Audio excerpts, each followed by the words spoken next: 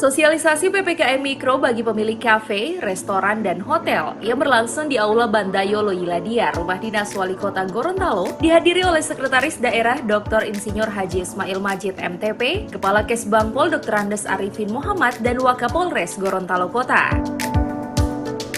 Keberadaan kafe, restoran, dan hotel yang menjadi salah satu pusat keramaian di kota Gorontalo diharapkan dapat mematuhi seluruh prosedur yang berlaku khususnya penerapan protokol kesehatan serta batas waktu operasional yang telah ditentukan hingga pukul 21 malam.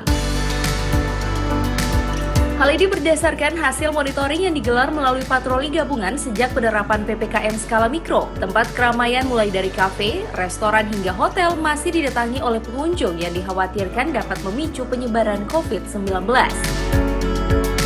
Penegasan pemerintah Kota Gorontalo dalam memberlakukan PPKM Mikro ini akan mencabut izin usaha kafe dan restoran jika tidak mengindahkan peraturan yang telah diberlakukan.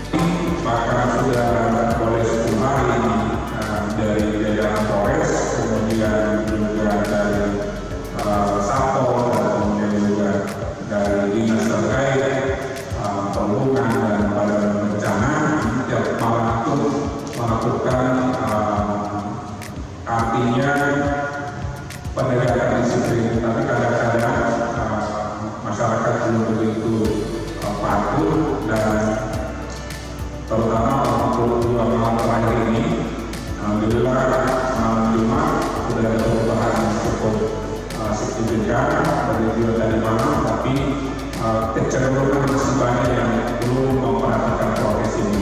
Saya berterima kasih pemerintah. Kami sangat berterima kasih atas pelaksanaannya tadi. Dan sebelumnya juga kami dari perhotelan itu sudah melakukan hal-hal yang akan dengan prokes dan dari setiap pelaksanaan dari adanya COVID ini, kita dari hotel itu sudah melakukan bagaimana pelaksanaan prokes di hotel.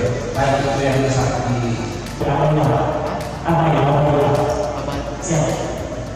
Ini Pak Kapolres, Wakapolres, saya minta Pak untuk sebenarnya mendapatkan pertama ini akan sedang berdoa.